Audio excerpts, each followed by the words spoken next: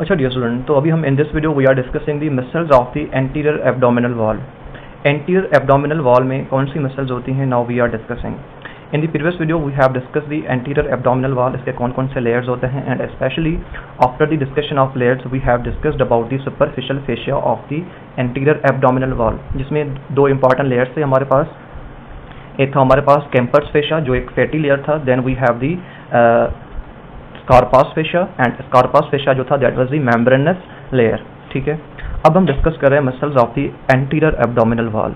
अच्छा, ये जो एंटीरियर एब्डोमिनल वॉल की जो मसल्स होती हैं, ये हमारे एंटीरियर एब्डोमिन को स्ट्रॉन्ग बनाने में अपना रोल प्ले कर रही होती हैं। ठीक है, एंड एंटीरियर एब्डोमिनल वॉल में हमारे पास 4 मेन मसल्स होती हैं। 4 मेन मसल्स होती हैं हमारे एंटीरियर एब्डोमिनल वॉल में, 4 मेन मसल्स। अच्छा, इनमें से कौन कौन सी मसल्स होती हैं हमारे पास? डियर स्टूडेंट, सबसे पहले जो हमारे पास मसल होती है, मैं सीक्वेंस आपको बता रहा हूँ, ये सीक्वेंस आपने याद रखनी है। सबसे बार हमारे पास होती है एक्सटर्नल ओब्लिक मसल। सबसे बाहर we have the external oblique muscle.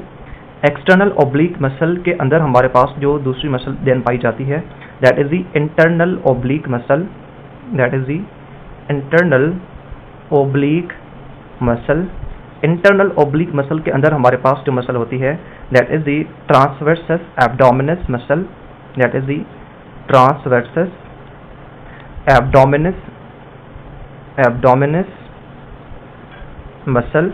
Then हमारे पास जो दूसरी मसल होती है, that is the rectus abdominis muscle. Rectus abdominis muscle. अच्छा डियर स्टूडेंट, ये जो हमारे पास external oblique, internal oblique and transversus abdominis muscles हैं, ये हमारे एब्डोमेन के बिल्कुल साइड में प्रेजेंट होती हैं, लेटरल एब्डोमिनल वॉल पर प्रेजेंट होती हैं। लेकिन जो हमारी रेक्टस एब्डोमिनस मसल है ना, ये फ्रंट में, एंटीरियर एब्डोमिनल वॉल के बिल्कुल फ्रंट में एक वर्टिकल मसल है। ये इसके लेटरल वॉल में प्रेजेंट है, ये बिल्कुल इसके फ्रंट में एक वर्टिकल मसल होती है। ठीक है जी। अच्छा, तो सबसे पहले हमारे पास जो पहली मसल है, that is which one? That is the external oblique muscle. Okay, first of all we have the external oblique muscle. ये जो एक्सटर्नल ओब्लिक मसल है, ये एब्डोमिनल वॉल की सबसे सुपरफिशियल एक फ्लैट मसल है। ठीक है, सबसे सुपरफिशियल एंड एक फ्लैट मसल है। एंड इस मसल के जो मसल फाइबर्स होते हैं वो किस डायरेक्शन में जाते हैं, तो यहाँ पे स्पेसिफिकली लिखा नहीं हुआ, बट मैं आपको बता रहा हूँ कि एक्सटर्नल ओब्लिक मसल के जो फाइबर्स हैं ना, वो डाउनवर्ड एंड मीडियल डायरेक्शन में जाते हैं। डाउनवर्ड प्लस में मीडियली, इस डायरेक्शन में इस मसल के फाइबर्स जा रहे होते हैं, डाउनवर्ड एंड मीडियली। या आप सिंपली ऐसे समझें कि अगर आप सीधे खड़े हैं, आपने अपने हैंड्स जीन्स पैंट के पॉकेट्स में डाले, ठीक है, तो आपके हैंड्स जिस डायरेक्शन में जाएंगे, ऑब्वियसली नीचे भी जाएंगे एंड थोड़ा सा मीडियली भी जाएंगे। तो जिस तरह आपके हैंड्स नीचे जाएंगे in downward and medial direction, तो एक्सटर्नल ओब्लिक मसल के जो मसल फाइबर्स होते हैं वो भी इसी डायरेक्शन में जाते हैं। ठीक है, so in simple wording I will clear that the fibres of the external oblique muscle, what is their direction? Downward and medially. They are moving in such a manner like as our hands are moving in the pockets of any jeans pant. Okay. अब what is about its origin and insertion?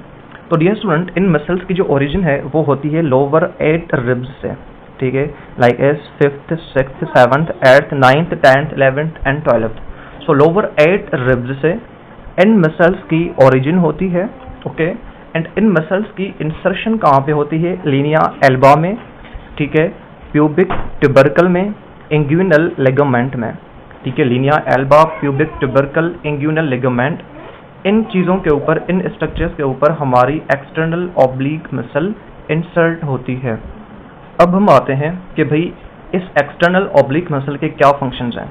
तो dear student, this muscle is responsible for the trunk flexion. जब हम अपने trunk को flex करते हैं ना, so flexion of our trunk is done through this external oblique muscle. Then जब हम अपने ट्रंक की रोटेशन करते हैं, तो rotation of the trunk is also done through this external oblique muscle. Okay, and this muscle is also compressing the abdominal viscera. जो हमारे abdomen के अंदर visceras होते हैं, abdominal viscera की compression के लिए this muscle is important.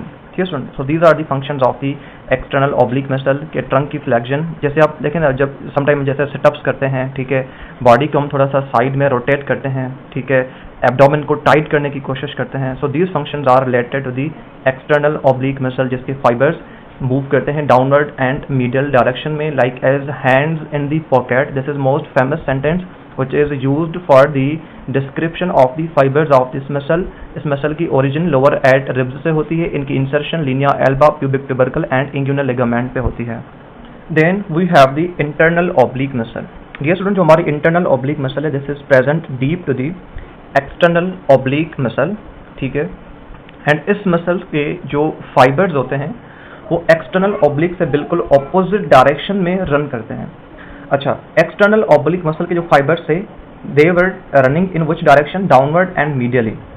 But internal oblique muscle के जो फाइबर्स होते हैं वो किस डायरेक्शन में रन करते हैं, वो डाउनवर्ड नहीं बल्कि अपवर्ड एंड मीडियली रन करते हैं। So this is most famous sentence which is used here कि एक्सटर्नल ऑब्लिक मसल के जो फाइबर्स हैं, इसके कंपैरिजन में इंटरनल ऑब्लिक मसल के फाइबर्स बिल्कुल ऑपोजिट डायरेक्शन में रन करते हैं, ठीक है। एक्सटर्नल ऑब्लिक है डाउनवर्ड एंड मीडियली, इसके अपवर्ड एंड मीडियली। उसके बाद हमारी जो इंटरनल ऑब्लिक मसल है, इसकी ओरिजिन एंड इंसर्शन कहाँ पे होती है? तो डियर स्टूडेंट, इसकी ओरिजिन होती है थोरैको-लंबर फेशिया एंड इलियक क्रेस्ट। यहाँ से this muscle is originating and इसकी इंसर्शन होती है 10th, 11th and 12th rib के ऊपर, एंड साथ में कॉन्जॉइंट टेंडन जो होता है इस पे इसकी होती है इंसर्शन। एंड इसका फंक्शन क्या होता है, ये भी हमारे ट्रंक को फ्लैक्स करती है, flexion of the trunk, and साथ में ये रूफ बनाती है इंग्यूनल कैनाल की। सो इंग्यूनल कैनाल की जो हमारी छत होती है, that is formed by internal oblique. Later on we will discuss this canal. Then हमारे पास the next muscle is which one? The next muscle is the transversus abdominis muscle. ये स्टूडेंट, ये जो मसल है हमारे एब्डोमेन के around horizontal direction में incircle करती है हमारे एब्डोमेन को। जैसे आप कोई बेल्ट वगैरह बांधते हो ना अराउंड योर एब्डोमेन, ठीक है। सो सेम इसी पैटर्न में हमारा जो ट्रांसवर्सस एब्डोमिनस मसल है, ये इसी तरह आपके एब्डोमेन को सराउंड करती है। इसकी origin costal cartilages of the 7th to 12th ribs. In ribs की जो कोस्टल कार्टिलेजेस होती हैं, इनसे इसकी ओरिजिन होती है, एंड साथ में इलियक क्रेस्ट का जो टेंडन होता है, इससे इसकी ओरिजिन होती है। इसकी इंसर्शन कहाँ पे होती है? इसकी इंसर्शन होती है लीनिया एल्बा एंड कॉन्जॉइंट के अंदर। इस मसल का सबसे इंपॉर्टेंट फंक्शन क्या है डियर स्टूडेंट? ये इंट्रा एब्डोमिनल प्रेशर को इंक्रीज करती है। मीन्स के जब आप अपने एब्डोमेन से प्रेशर जनरेट करते हो, like as for the defecation, जब आप डेफिकेशन करते हो तो डेफिकेशन के लिए आप इंट्रा एब्डोमिनल प्रेशर जनरेट करते हो, and this pressure is generated by the transversus abdominis muscle. Vomiting में भी जो है ना, you have to generate the intra abdominal pressure. Coughing, जब आप कोई चीज़ को हेवी लिफ्ट करते हो, इन दिस कंडीशंस जब आप इंट्रा एब्डोमिनल प्रेशर जनरेट कर रहे हो, that is because of this transverse abdominis muscle, and this is also providing stability to our trunk. Then we have the rectus abdominis muscle. ये एक vertical muscle होती है in the front of the abdominal wall. आप इसको 6 PACS भी कह सकते हो। जो 6 पैक्स मसल्स होती है ना, this is the rectus abdominis muscle. इसके जो फाइबर्स होते हैं वो वर्टिकल डायरेक्शन में ट्रेवल कर रहे होते हैं। ओरिजिन होती है इसकी प्यूबिक क्रेस्ट एंड साथ में सिम्फेसिस के ऊपर, ठीक है। इसकी इंसर्शन होती है कोस्टल कार्टिलेजेस एंड ज़िफॉइड प्रोसेस के ऊपर। ये मसल क्या करती है, हमारे वर्टिब्रल कॉलम को फ्लैक्स करती है, and due to flexion of the vertebral column 6 pack appearance होती है इस मसल की, ठीक है। सो वर्टिब्रल कॉलम की फ्लेक्शन के लिए we have the rectus abdominis, ठीक है, एंड दैट्स वाई जब ये वर्टिब्रल कॉलम की फ्लेक्शन करती है तो ये 6 पैक्स की अपीयरेंस देती है हमें। अस्सलाम डियर स्टूडेंट, तो अभी हम डिस्कस करने लगे हैं अबाउट दी रेक्टस शीथ, ठीक है। रेक्टस शीथ क्या होती है, इसकी आर्किटेक्चर हम डिस्कस करने लगे हैं, ठीक है dear student. This is so interesting kind of topic. अच्छा, सबसे पहले हम एक्सप्लेन करते हैं कि भाई रेक्टस शीथ होती क्या है। डियर स्टूडेंट, हमने पिछली स्लाइड में 3 इंपॉर्टेंट मसल्स पढ़ी थी, अगर आपको याद हो। एक्सटर्नल ओब्लिक मसल हमारे पास थी, एक एक्सटर्नल ओब्लिक मसल। देन हमारे पास एक दूसरी मसल थी, that was the internal oblique, that was the internal oblique. And हमारे पास एक और मसल थी, that was the transversus abdominis muscle, that was the transversus abdominis muscle. अब डियर स्टूडेंट, ये तीनों जो मसल्स है ना, इन मसल्स के जो मसल फाइबर्स होते हैं वो आगे आते हैं एंड आगे आकर इनके मसल फाइबर्स बिल्कुल फिलेट हो जाते हैं एंड फिलेट होके वो बना लेते हैं क्या, एपोन्यूरोसिस। क्या बना लेते हैं, वो बना लेते हैं हमारे पास aponeurosis.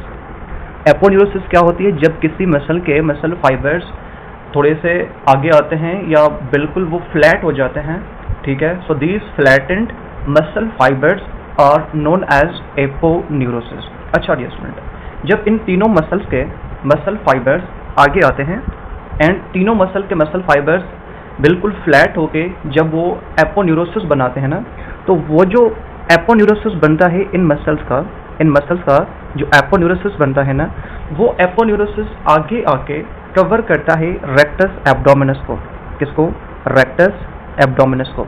Rectus abdominis you can see here in this diagram, this muscle is your rectus abdominis, ठीक है। तो ये जो एपोन्यूरोसिस होता है ये रेक्टस एब्डोमिनस को आगे आके कवर करता है in the form of sheath, in the form of sheath. Sheath की शक्ल में ये एपोन्यूरोसिस कवर करता है, सराउंड करता है किसको, रेक्टस एब्डोमिनस को। तो अब डियर स्टूडेंट, फिर जो रेक्टस एब्डोमिनस के अराउंड एपोन्यूरोसिस की जो शीथ बनती है, that sheath is known as rectus sheath. You can see here in this diagram, ये जो आपको व्हाइट लेयर नजर आ रहा है, व्हाइट आपको शीथ नजर आ रही है, जो आपको व्हाइट कवरिंग नजर आ रही है, this white covering, white sheath is known as what, this is known as rectus sheath. ये रेक्टस शीथ कैसे बनती है, by the aponeurosis of the external oblique, internal oblique and transversus abdominis. इन muscles के जो एपोन्यूरोसिस होते हैं वो आगे आके एक कवरिंग बना रहे होते हैं, शीथ बना रहे होते हैं, and that sheath is surrounding the rectus abdominis and this is known as rectus sheath. ठीक है डियर स्टूडेंट। अच्छा, तो यहाँ पे लिखा हुआ है कि इसकी फॉर्मेशन कैसे होती है रेक्टस शीथ की, तो दिस इज फाइब्रस एनवलप, ये एक फाइब्रस एनवलप है, शीथ है, that is formed bye aponeurosis of external, internal oblique and साथ में ट्रांसवर्सस एब्डोमिनस। इन तीनों मसल्स के जो एपोन्यूरोसिस होते हैं जब वो रेक्टस एब्डोमिनस को सराउंड करते हैं in the form of sheath, that sheath is known as rectus sheath, that sheath is known as what, that sheath is known as rectus sheath. अब डियर स्टूडेंट, इस rectus sheath का काम क्या होता है? डियर स्टूडेंट, रेक्टस शीथ एक हमारे इसका एक काम तो ये कि भैया रेक्टस एब्डोमिनस को आगे की तरफ सपोर्ट देती है, ठीक है।